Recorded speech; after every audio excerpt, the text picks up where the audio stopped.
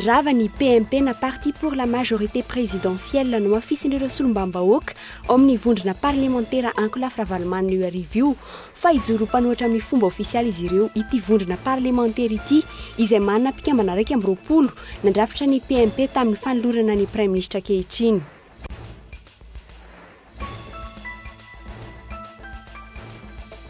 Tsy ara-dalàna ny fomba nitondran'ny filoham-pirenena teo aloha fa kanan-kery no nandraisan'ny fianakaviana izany.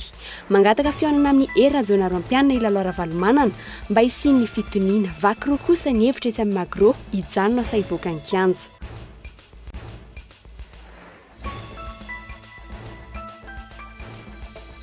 Fa neo-kevitra ofisialy voalohany nataon'ny Mapara adiny Kotifety sy Maka no ataon'ny filoha hery rajoanaro-ampianina sy ny filoha teo aloha Marc Ravalomanana hoy Kristina Razanamasoa.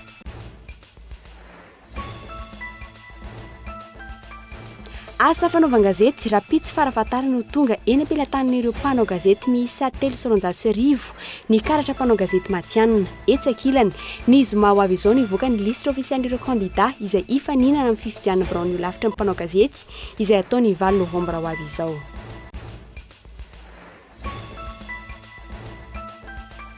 Farany any ivelany ny 10% ny faritra Kobaneno efa voafehin'ny Kurde hatramin'ny maraina teo. Andrasana ny votoatin'ny fihaonana amin'ny filoha Obama sy ireo filohan'ny tafika avy amin'ny firenena 20 vondrona nohatra ny L anio arivo ao amin'ny fahadiserana Andrews. Ny andindiny izay rehetrany.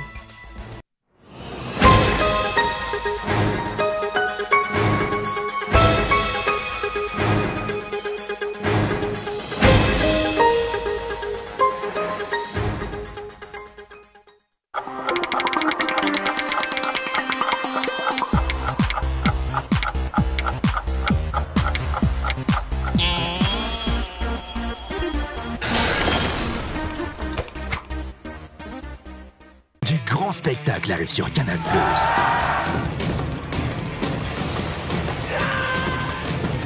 Le voilà! De qui s'agit-il? Mais qu'est-ce qu'ils ont, Jerry? Qu'est-ce qui se passe? Demain, je m'y tiens, je prends ma journée. Oh non, mais parce que j'ai tout négligé. Les films et les séries qu'on aime sont sur Canal+. Le décodeur est à 40 000 arrières seulement pour tout paiement par prélèvement bancaire. Canal+.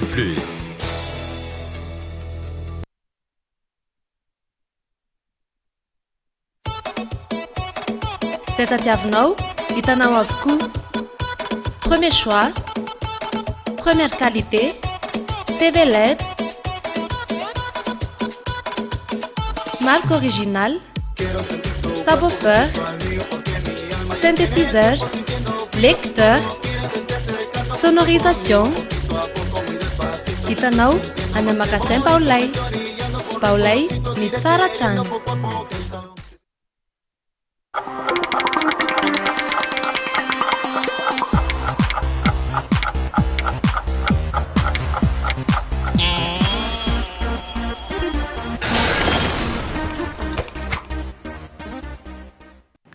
Mbola faly mitsidika ny tokantranonao indray tomboka lasy tomboka fa avy amin'izao takariva izao isaorana ianao manaraka tsy tapaka ny fahitalavitry ny Golo TV miarabanao ary manasanao anaraka ny fampahalalam-baovao hatramin'ny farany.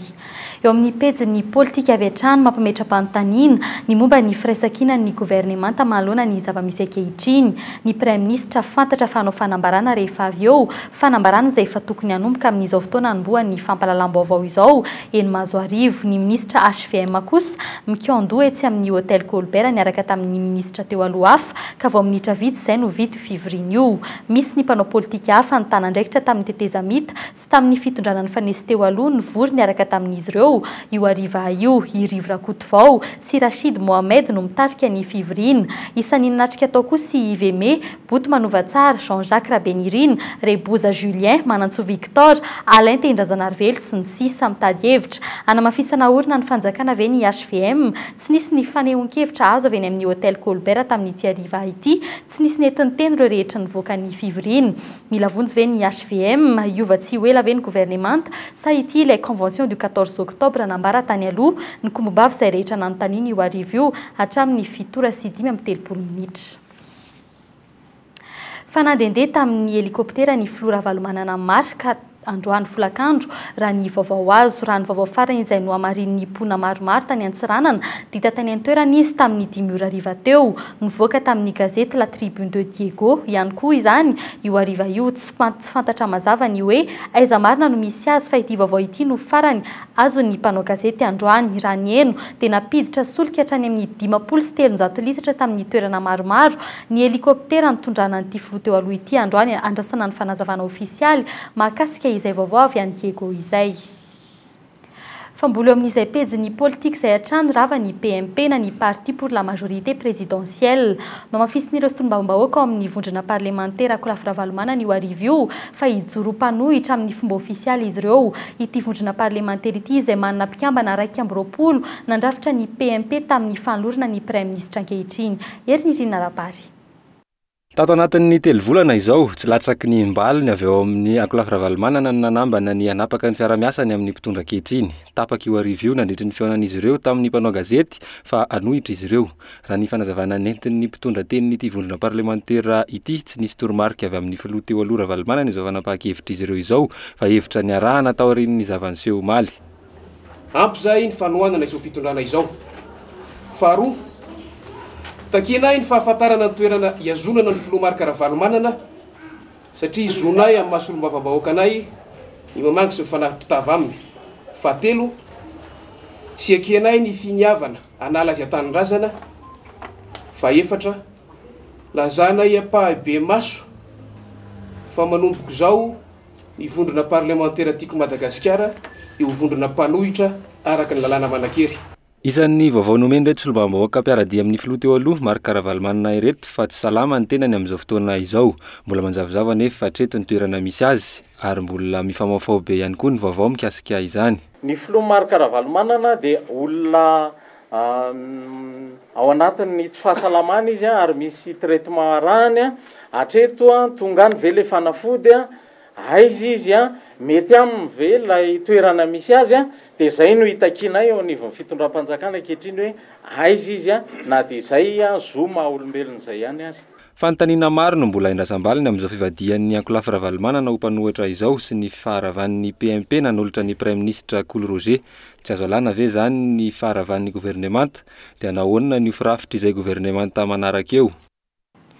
Famboly eo amin'izay lafim-baovao izay hatrany raha toka tsy fisamborana fa kanan-keriny no andraisan'ny fianakaviana Ravalomanana ny zavan-tranga teny Faravohitra omaly manao antsoavo amin'ny fianakaviam-be raisam-pirenena izy ireo manoloana izany mba hisiany ny fitoniana mangataka ny iona amin'ny filoha-pirenena Erajonary Mampianina Ilalao Ravalomanana. Ireo nisongadina nandritry ny fiaonan'ny fianakaviana Ravalomanana sy ny mpanao gazety androany Sitraka Ravoniarson no mitatra ny andindiny makasika izay. Tsy ara-dalàna ny fomba nitondrana ny filoha teo aloha Marc Ravalomanana raha nambara ny fianakaviany. Tsy nisy taratasy na mandat d'arrêt teny amin'ireo mpitandro ny filaminana tamin'izany.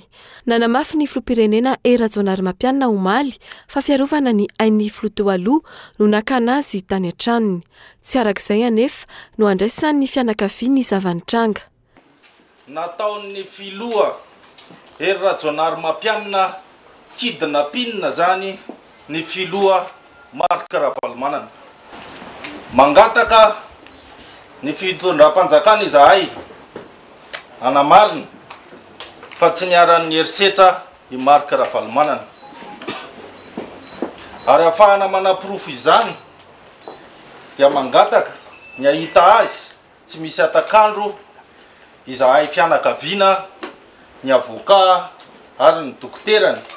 Araka ny fanazavany Tody Ravalomanana, manaraka fitsaboana ny filoha teo aloha ka tokony hihinana fanafody isan'andro. Manao antsoavo amin'ny fanjakana sy ny fianakaviam-be raisam-pirenena ny fianakaviana Ravalomanana manoloana ny fivoarany toe-java-misy amin'izao. Mba hisian'ny fitoniana dia mangataka fiaonana maika amin'ny Erajonary Mampianina ineny Ilalao Ravalomanana. Eto aho dia mitodika manokana amin'ny communauté internationale izay efa niezaka tsy nitsahatra ny anao ny fampihavana-pirenena. Mitodika ihany koa amin'ny FFKM izay ray aman-dreny ara-panahy. Mitodika ihany koa amin'ireo vondrona maro samihafa izay mikatsaka ny fampihavana-pirenena. hatramin'ny tamin'ny 12 teo tsy fantatra ny toerana nitondrana ny filoha teo aloha. Tsy mbola fantatra, tsisy malala mihitsy. Niparitaka tamin'ny tranokala sy ny Facebook hatramin'ny tolakandro teo fa nisy nahita teny amin'ny seranam-piaramanidiny Mahajanga ny filoha teo aloha Marc Ravalomanana tamin'ny 12 ora sasany. Helikoptera mitondra ny laharana 5RMOL no nitondra azy ary nakasolika tao Mahajanga. Tany Antsoa indray no nahitana izany helikoptera izany tamin'ny 3 ora sasany.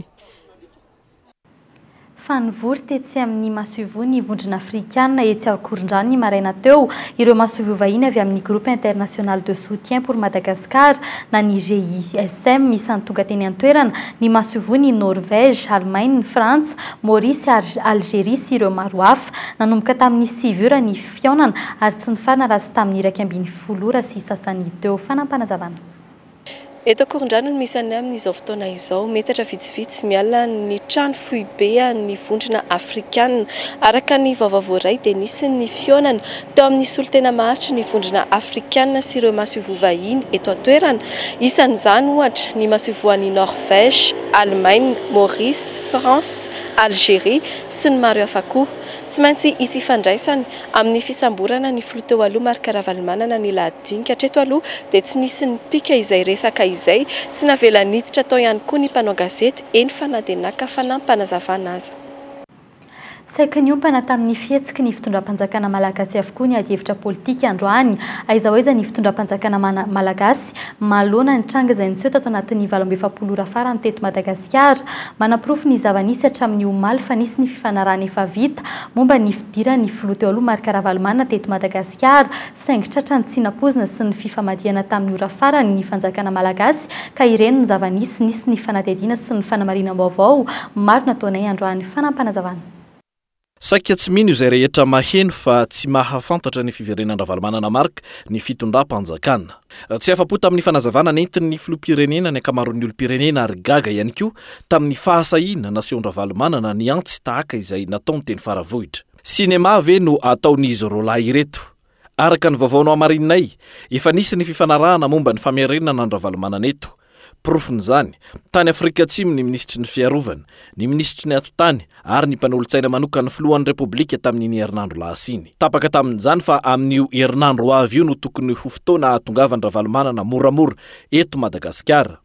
Ka isan'ny nifanarahana no hoe tsy manelingeliny fa mipetraka miandry ny fanatanterahana ny fampiavanam-pirenena izy. Ankilan'izay hatramin'ny androany hariva tsy mbola nandefa taratasy fangataham-panazavana ho an'ny firenena afrikanina tatsimo akory ny fanjakana malagasy momba ny hoe nahoana izy ireo no tsy nampahafantatra ny fialan'ny Ravalomanana tany an-toerana. Nahoana ny gouvernementan'ny Jacob Zuma no tsy nampahafantatra ny fialan'ny filoha teo aloha io tany an-toerana ho an'ny manam-pahefana ankehitriny. Tsy tokony horohana hiala avy hatrany eto Madagasikara ve ny Masovony Afrika Atsimo raha toka ambiletra tokoa no nampidiran'izy ireo an Ravalomanana eto. Tsy mbola nihetsika nanao na inona mahakasika izany ny fanjakana malagasy. Ireo tranga ireo dia manaprofo fa efa nisy zavatra na tranga ny fanarahana mialoha tao saingy nivadihan'ny Ravalomanana tamin'ny ora farany izany ka nampivaralila ny teto an-toerana. Efa tsy misy intsony raha teo ny fifampitokisana ary nanamafy izany ihany koa ity filoha teo aloha ity. Ray ihany koa tsy ankilan'izay fa amin'io herinandro ambony io no tokony azo any Afrika Atsimo ny ministry mpanjakana Rivo Rakotovao andamina ny fiverenan'ny Ravalomanana eto. Efa nanomana ny diany hatramin'ny omaly iazo any Afrika Atsimo ny filoha nasionaly ny HVM no sendra ny tampoka omaly. Voaprofo zany fa nisy ny fifanarahana ny amin'ny hoe hamerenana ity filoha teo aloha ity saingy nanova ny zava-nisy ny fahatongavany ny alohan'ny fotoana. Na inona aloha ambara na inona mato tsy fantatry ny manam-pahefana teto Antananarivo ny fahatongavan'ny Ravalomanana dia nisy tompona andraikitra tsy nahavita ny asany tao ary andrasana ny fandraisana fepetra hentitra mahakasika izany. Fa nivoaka tamin'ny fahanginany ihany koa ny vondrona politika mapara mila manova paikady ny fitondram-panjakana ankehitriny ora mato Christine Razanamahasoa momba ny fahatongavan'ny filoha teo aloha Marc Ravalomanana kosa sinema no betsaka hoe ity fitondram-bahoaka mapara ity izay vahiny ny namana Henikazy Rakotomanantsoa tao anatin'ny fampalam-baovao tamin'ny iray ora teto amin'ny Golo TV ary ny ampahany tamin'izany.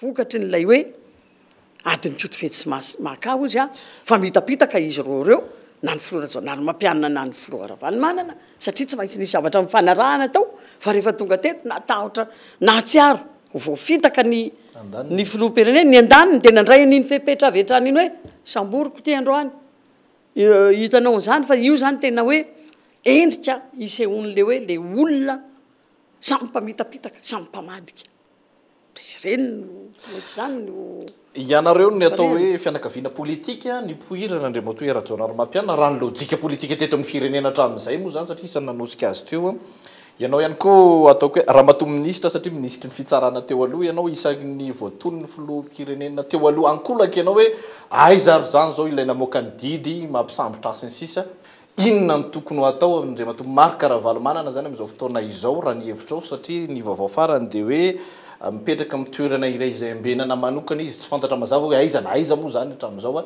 inona no tokony ho atao aminy raha ny fahitanareo azy eo anivon'ny mapara io lalàna no ampiasana lalàna no miady ary ampiasana fa rehefa mampiasa ny lalàna anao ka eo ambany ny fanajana ny lalàna dia ivery koa fa tsy tokony hanana moramora kokoa ny ahafahana manazava sy mampahafantatra ny vahoaka ny zavatra misy zany hoe tokony ho tsarainy izy dia tokony ho ampanefana ny saziny sa zao mantsy raha ny zava-misy dia hoe mipetraka amin'ny toerana ray izy fa tsy mbola miatrika fitsarana sa hoe ahoana raha tena hitsy le fanteny ramatoaministra manana ny mpanolotsaina juridikany izy ary mahafantatra tsara an'ilay hoe procédure zany lay procédure ho tanterahana amin'ny mahakasika any olona nanao au jugé par contumace par défaut reny miozongozona ve ny fitondrana raha Jonary Mampiana fanontaniana ihany zany satria voapirofo fa misitaka tsikelikely ireo mpombazy taorian'ny fahatongavan'ny filoha teo aloha Marc Ravalomanana omaly araky ny fanamarinam-baovao natao dia nametra-pialana tsikelikely ireo solombavambahoaka mpikambana eo amin'ny vondrona parlementera HVM etsakilan'izay ny mpanarady azy efa miandry ny mety ho toy ny raharaha taorian'ny fanambarana nataony omaly erinirina rabary raha efa mihoatra ny 30 ireo solombavambahoaka ny vondrona tao amin'ny vondrona parlementaire HVM tsy latsaky ny enina izao ireo fantatra fa nametra-pialana na ireo mbola mpikambana ao amin'ity vondrona parlementaire ity aza tsy mety maneho hevitra amin'ny maha HVM azy ireo intsony niova tanteraka ihany koa ny fomba fanehoan-kevitra izy ireo raha tonga izy dia rahabasoa rahaba-tsara aminay manokana dia ataoko hoe mety misy tombony ihany ho antsika malagasy ny fahatongavany ny filoham-pirenena iny eto an-tanindrazana ny antony dia tsotra mitombo anankiray indray ny olona afaka manome hevitra ny fitondram-panjakana amin'ny fametrahana ny fampandrosoana eto Madagasikara indrindrandrindra ny mety ho izay tsy kera amin'ny zavatra tsy mandeha ahamatomatotra bebe kokoa ny fampandehanan-draharaha eto Madagasikara raha efa nilaza ny filoha Jonary Mampiana fa handray an-tanana ny fampihavana-pirenena tsy izany anefa ny zava-misy ankehitriny raha ny nambaran'ireo mpanaradia Ravalomanana raha nambaran'izy ireo hatrany tsy ny filoha teo aloha Ravalomanana no sakana amin'ny fampihavana-pirenena fampihavana moa raha ohatra ny fampihavana zany misy akolafona ray na roa na io niady na io tsy nifanaraka ka tsy maintsy lafina koa zany no manaiky zay vao tanteraka zay fa zavatra ifitapa aloha dia hoe avety aminy dia vonona izy anao le fihavana sy fampihavana ary fampandrosoana manoloana izao raharaha mifamaofao izao ny safidy ny tsy hiteny ny ministry ny atitany raha nanontaniana ny heviny miditra amin'izany fa saseny ana raha ny fandehan'ny raharaha ankehitriny efa azo amoritevana ny fitondrana raha Jonary Mampiana ny filoha Jonary Mampiana raha teo hatreto tsy mbola naneo izay tena fanapahan-keviny marina mikasika izao fivoarana raha-pirenena izao fantatra aloha fa isan'ireo efa niala tsy ho HVM izao vato sy teny andraina solony haiko sy ny solombavambahoaka maromaro hafa ihany koa fa mifamaly am-pitoerana kosa ireo pomba ny Marc Ravalomanana eo amin'ny Macro irotsaka an-dalambe satsy raha ny zava-nisy androany tsy mitovy hevitra ny samy-pitolona ankilany nandeha ny feo fa nisy ny SMS nalefa ny ambasady eropeana ho an'ireo teratany frantsay monina eto amintsika mba samy omailo amin'ny mety isian'ny korotana fanatetiany tsy manaiky ny zanaky dada tsy maintsy toy ary amafy ny tolona ho izy ireo teto amin'ny Macro androany ny zavatra faharoa miova lehibe eo amin'ny tolona dia afaka miditra amin'ny adinombalà amin'izay tsika satria efa eto ny président Marc Ravalomanana ho alamintsika ve fitondrana sa avela amina ekipa défaillante ohatran'io foana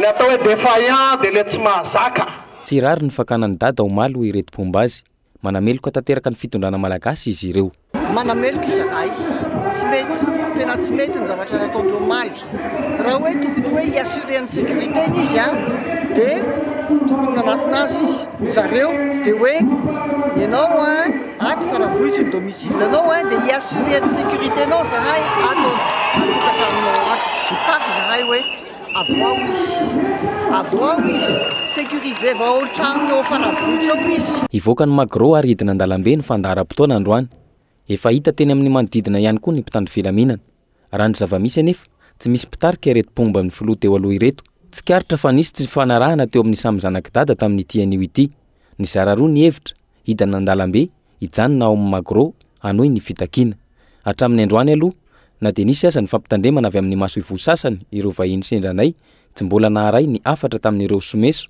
tahaka ny mahazatra rehefa vanim-potoana isiny zavorivory eto Antananarivo tsy manana ny numéro-ko aty amiko ary ny ambasady enoko fa tsy mahafantatra akory ny fahatongavako eto noho izany tsy nahazo vaovao tsy nahavoaray ninninina ihany koa tsy nahavoaray manamarina izany mivoaka azy ao tsy mpizahatany ihany koa akoatr'izay tsy te hiditra amin'ny zavatra tsy tokony hidirako raha ny tokony ho izy rehefa miala ny firenena tokony hisoratra anarana ary milaza ny toerana ale tsy nanao izany izahay noho izany tsy nahazo SMS raha ny loharanom-baovao azo hatrany ireo assortissant frantsay na ireo vahiny mandalo no mahazo io SMS io fa tsy ireo efa-ponina maharitra eto amintsika akory midika izany fa manahy mafy ny isiany korotana eto amintsika ny vahiny netsy amin'ny magro izay nilaza ihany koa fa hanohy ny fitakiana ary tsy hitsahatra raha tsy hita hoe aiza no nalehan'ny filoha teo aloha hovahiny ny fampalalam-baovao raha pitso amin'ny iray ora ny ministry ny fizahantany raha Benjamin Ramanantsoa resany eo anatin'izany raha koa dia hitondra fanazavana izy avy amin'ny fitondram-panjakana mahakasika ny fivoarany raharaha ankehitriny fa nanoe ny heviny ihany koa mahakasika ny raharaham-pirenena ny kany avy eo anivo ny KMF Knoe androany nanambary ity fiarahamonim-pirenena ity fa tatoato ny hemitra ny demokrasia eto amintsika mahalona ny tafidiran'ny filoha teo aloha Marc Ravalomanana teto Madagasikara kosa indray dia nanambary ity fiarahamonim-pirenena ity fa mbola misy ny baranahany amin'ny fiarovana ny sistantsika fanadetiny tsy ampy ny fanaraha-maso tamin'ny sistany Madagasikara matoa tafiditra teto Madagasikara tsy nisy nahafantatra Ravalomanana Marc raha nambarany avy eo anivon'ny KMF Knoe androany mbola misy mibaranahy raha nambarany ity solotenan'izy ireo ity mampanontany tena ihany hoe aiza zany ny zava-misy eto amin'ny firenena raha olona tonga eto tsy fantatra sanatriako ohatrany hoe niteny zany hoe mialatsiny amin'ilay fitenin'ny tanora hoe entrée gratuite sortie mibananaka ve zany eto amintsika zay te hiditra eto afaka miditra zay te hivoaka avoaka mba mampanontany tena ihany zany satria olon-dehibe filohan'ny republika ohatran'ireny mialany amin'ny firenena ray makaty fantatra ny toerana nisy azy tokony fantatry ny fitondrany zany taratra ihany koa ny fiamoran'ny demokrasia eto Madagasikara raha ny zava-nisy nitranga tatoato isan'izany ny fisamborana ny filoha teo aloha Marc Ravalomanana omaly mazava nambaran'ity solotenan'ny KMF Knoe ity fisamborana no nanatao na inona lazaina io moa amin'ilay resaka nambarany ary izy tsy niafina fa ny seo dia anjaran'ny fitondrana mandray mombamomba azy fa ny zavatra tiana iambara dia hoe le fomba ny samborana na tiana na tsy tiana ny samborana izy fa tsy hoe natokana satria le fihetsika mpitandro filaminana nakankeriny azy teny dia tsy tokony ho atao amina olona manany toerany hoe filoham-pirenena teo aloha tokony natao tamin'ny fomba miendrika zany le zavatra ireny fa tsy sanatry hoe voamea ohatrany hoe anaovana zay ampirongatra ny atezeran'olona na voame hitarika lonolony dia zay fampiresahana no ilaina manoloana izao toe-java-misy izao raha ny hevitra izy ireo tokony fampidinika andatabatra boribory ireo mpiantsehatra politika ary ny fitondrana no tokony hitarika izany mba hisiany fitoniana sy amerenana ny filaminana eto Madagasikara Faovavy any amin'ny faritra mikorotana ihany koa ny eo amin'ny université ny Mahajanga ankehitriny misy ny fifandonana eo amin'ireo mpiasan'ny université sy ireo mpianatra mitokana. Vokatry ny fifandonana ny mpianatra iray no naratra mafy ary nentina tao amin'ny sampana vonjitaitra tao amin'ny hôpitaly Benandrova. Misavorivory ny toedrarah ny antoerana namoaka fanambarana ny collectif des chefs d'établissement io arivo io fa manao fanaparam-pahefana ny comité intérimaire izay napetraky ny ministera izay nanapa-kevitra ny anala ny taleny institut de biologie appliquée ny antoerana tantara mitoy iverenantsika raha mpitso ny antsipriny mahakasika izay. Fa eo amin'ny tontolon'ny serasera sy ny asa fanaovan-gazety kosa indray ny izy mahoavy izao no hivoaka ny listra ofisialy n'ireo kandida izay faninana amin'ny fifidianana ny birao ny ho lavitry ny mpanao gazety ny 8 novambra ho avy izao. 5 no isan'ireo mpifidianana amin'izany etsy ankilany ny alarobia izao fa raha fahatarany no tonga ny ampelantanana ireo mpanao gazety ny karatra maha-mpanao gazety matianina. Fanadidina hoentin'ny Michel Aranardzon. Eo ampandinian'ireo atota taratasy ny komisiona mikarakara fividianana amin'ny birao ho lavitry ny mpanao gazety. Hatreto miisa 7 ny isan'ireo mpanao gazety nanatitra ny atota taratasiny amin'ity fividianana ity. Roa kosa avy any amin'ny faritra, iray avy any Toliary ary iray avy any Fianarantsoa. Enina amin'ireo nilatsaka ho vidiana amin'ny toeran'ny filoha nasionaly, sekretera jeneraly 3, mpitambola 3, filoha lefitra ary mpanolo-tsaina iray. Raha ho an'ny fizotran'ny fifidianana amin'ny ankapobeny indray dia ohatran'ny fifidianana rehetrarehetra ihany bulletin tokana zany no ampiasaina. Ary 520 no isan'ireo birao fandatsaham-bato izay ahafahan'ny mpanao gazety mandatsa-bato amin'ny fahavalon'ny volana novambra ho avy izao. Dia rehefa vita zany ny latsa-bato, mazava ho azy fa tsy maintsy efa misy mpikambana ao anatin'ny birao fandatsaham-bato. Isak'ireo birao fandatsaham-bato misy 520 ireo, vita ny fandatsaham-bato dia ataony fanisam-bato ary rehefa zany dia skanena zany le voka-pifidianana, le PV isaky ny birao fandatsaham-bato dia alefa aty Antananarivo ahafahana manambatra ny vokatra rehetrarehetra dia ho fantatra zany le andrafitra ny birao ny ho lavitra ny mpanao gazety vonjo maiky. Ny zoma ho avy izao no hivoaka ny lisitra ofisialin'ireo kandida izay faninana amin'ity fividianana 9 novambra ity. Ny 20 novambra kosa no hivoaka amin'ny fomba ofisialy ny valim-pividianana. Raha toa ka tsy misy mahazo vady 50 isan-jato na mahery dia hisy ny fihodinana faharoa raha fanazavana azo. Etsy ankilany mamarana fimpiritiana ireo karatra maha-mpanao gazety matianina ireo tompona andraikitra. Efa nanao bonatiré zay tamin'ny herinandro teo. Efa miandry impression fotsiny zay tsika zao amin'ilay carte de presse. Dia efa manao an'ilay impression ny imprimeur zao. Miezaka aloha zay mampiresaka amin'ilay imprimeur hoe mba tsy ho tariny larobia. Tariny larobia ilay izy fa tokony fa ho zaraina ilay izy satria amin'ny zoma zao no fotoana farany déclarena le reto le candidat ataontsika hoe éligible amin'ilay conseil ny ordre des journalistes de Madagascar. Araka izany, farafatarany alarobia izao no tonga ny ampelantanan'ireo mpanao gazety miisa 350 accrédité mandritra ny 3 taona manaraka ny karatra izy ireo. Lafim-baovao hafa kosa indray 4 oktobra 750 4 oktobra 420 9 taona androany no nanambarana tamin'ny fomba ofisialy ny fijoroan'ny Repoblika voalohany Madagasikara. Raha tsy ahivina Repoblika 4 treto ny fandimby teto niaraka tamin'ny filoham-pirenena miisa 5 ary mpitondra ambony tezamita miisa 4. Andro fiasana toy ny mahazatra ny andro androany tsy nisy ny fankalazana manokana nataon'ny fitondrana Rajaonarymampianina. Ndeo tsy avintsika kely ny tantara isaorana manokana ny anta nanaiky nanome anay ny sary nanaovany ity fanadidina manaraka ity. Tato amin'ity efitrano eto amin'ny lycée Andohalo ity amin'ny 50 taona lasa izay no nanambarana ny fijoroan'ny Repoblikan'ny Madagasikara voalohany na firenena Repoblikanina ny Madagasikara. Tato ihany koa ny redonana voalohany ny hira-pirenena malagasy Ritandrazanay Malalao. Talohan'io daty io rehefa resy tamin'ny ady Madagasikara ny volana septambra 5 lazazana tamin'ny frantsay kosa izy ny volana aogositra 5 ny 14 oktobra 7 zany dia andro iray ihany koa nanafoana ny lalàna nahazana tamin'ny frantsay any Madagasikara na ny loi d'annexion. raha fehezina nitsangana ny repoblika malagasy voalohany izay nitondrany ny filoha Philibert Tsiranana nanomboka teo fanjakana miaradia ao anatin'ny firaisambe frantsay Madagasikara izany hoe firenena mahaloe tena fa miaradia amin'ny frantsay ihany. 17 taona androany nambara fa repoblika Madagasikara saingy mbola miara-miasa amin'ny frantsay raha toka ny 20 jona 1709 no nambara fa tena firenena mahaloe tena tanteraka. Etsy ankilany raha tsy ahivina repoblika telo izay no nifandimby teto ary repoblika fahaefatra izao tao tanatin'ny 17 taona. Repoblika voalohany 1709 telo amin'ny 1709 fa ny taona iray nazahoan'ny Madagasikara ny fahaleovan'ny tenany saingy saritsariny fotsiny ihany satria ny frantsay ihany no nanana ny fahefana rehetra tamin'izany.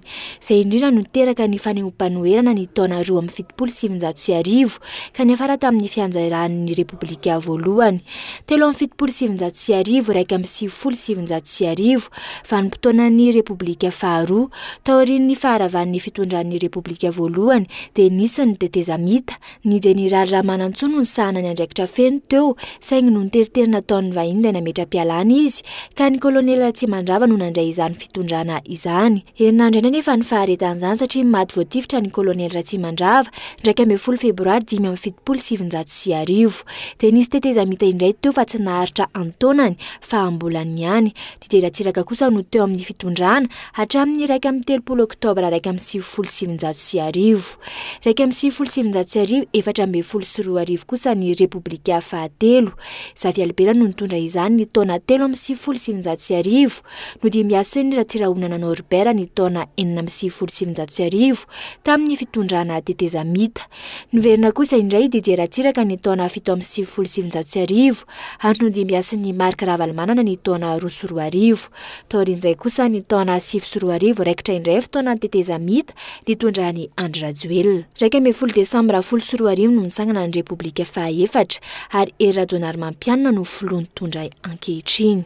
Raha fehezina fotoana teteza mita telo no ifandimby teto Madagasikara nandritra izay repoblika efatra izay, mpitondra miisa 5 ka 5 amin'izay no filohampirenena ary mpitondra teteza mita miisa 4. Izany hoe tsy mbola misy fifamindram-pahefana teo amin'ny filoham-pirenena roa nifandimby toerana teto hatramin'izay fa etsy-bahoaka hatrany no manokotra ny filoham-pirenena eo amin'ny toerany. Dia izay ihany koa ny dirantsika eo amin'ireo trangam-piarahamonina toeram-pivarotana firavaka iray no nirehatra itolakandro teny Ambatonakanga tokony teo amin'ny roa latsaka teo no nirehatra ny afo. Raha ny fanazavana avy eny an-toerana court-circuit no nitarika ny firehetana tonga teny an-toerana rapotona ny mpamonjy vonina tsy nisy ny naratra tsy dia betsaka ihany koa ny zavatra simba no io hatrany io anefa dia nikorotana nandritra ny fotoana naharitratra ny fifamoivoizana teny amin'ny manodidina teny. Fa trano fonenana hafa iray ihany koa no tohotiny afo tokony ho tamin'ny 3 ratolakandro teo teny ambony tsimbina na dia tonga teny an-toerana aza ny mpamonjy vonina raha ny afo avokoa ny entana rehetra tao anatin'io trano io. Olona mpolony no tsy manan-kialofana no ity trano ity tsy nisy ny anana fohy saingy tsy nisy noraisina intsony ireo trano roa volanety sy nitahirin'ny tompo-trano ihany koa no maiky ilan'ny afo. Farany hanakatonantsika ny fampalalam-baovao any ivelany ny 500 ny faritra Sao Kobané no efa voafehin'ireo Kurde hatramin'ny maraina teo andrasana ny votoatin'ny fionana eo amin'ny filoha Obama sy ireo filoha ny tafika avy amin'ny firenena 20 mivondrona nohitra ny Yel ny Arivo ao amin'ny fahaditsiranana ao Andrews fanadihadiana eo amin'ny sarin'ny France 24. Mivoatra ny toedra iray volana sy ny fanoherany Yel efa tafiditra amin'ny faritra Kobané ireo jihadista omaly vokatra izay miona amin'ny filoha Amerikana Barack Obama Washington ny Arivo na ny marimarina kokoa amin'ny 7 orany Paris ny mpitartafika avy amin'ny firenena 20 voakasika ity fanafiam-bohitra ataon'ny fanjakana islamika ity. Isany indray anjara amin'ity fionana ity ny kamandy ambonin'ny tafika Amerikana miandraikitra ny fahadiserana Andrews izay anaovana ny fionana anio. Isany anatrika izany ihany koa ny General maro avy any Allemagne, Arabie Saoudite, Australie, Bahreïn, Belgique, Canada, Danemark, Égypte, Émirats Arabes Unis, Espagne, France, Irak, Italie, Jordanie, Koweït, Liban, Nouvelle-Zélande, Pays-Bas, Qatar, Royaume-Uni ary Turquie. Ibana anatin'ny lahadinika amin'ny fampiasana ny seranam-piaramanidina Turka anoherana fanjakana islamika izay efa mahafefaritra maro any Moyen-Orient ankehitriny toy ny Oraka sy aty amin'ny faritra Afrika toy ny zava-misy ao Nigeria. andrasan'ny mpanao famakafakana vahiny ihany koa ny anohanina mipaikady ampiasana tafika an-tanety akoatra ny fampiasana ny anginy bipiady izay everina fa anamora ny fanoerana ny elona omaly tsy nysatra ny daroka bomba nalefana ireo vondrona islamika ary ny atsasaky ny faritra no nofehezin'izy ireo fehezina hatramin'izay manoloana izany niditra ansehatra avy hatrany tafika vondrona iraisam-pirenena nandefa angidimby nandaroka bomba anoerana azy ireo tsy mbola misy kosa hatreto ny fandraisana andraikitra ataon'ireo firenena manakaiky any Turkia mijanona mpanaramaso ireo firenena ireo hatreto efo telo herinandro ihany koa izao no tsy nisahatra nandray fepetra amerina ny filaminana ny Syria ireo tafika Kurde. Dia iny maresaka avy any ivelany ihany koa no entina manakatona ny fampahalam-baovao tamin'ny teny malagasy tamin'ity anio ity amin'ny sivy latsaka fahefany no narahinao ny fampahalam-baovao amin'ny teny frantsay. Ny tena kosa metraka ny veloma ho amin'ny rampitso indray veloma toko.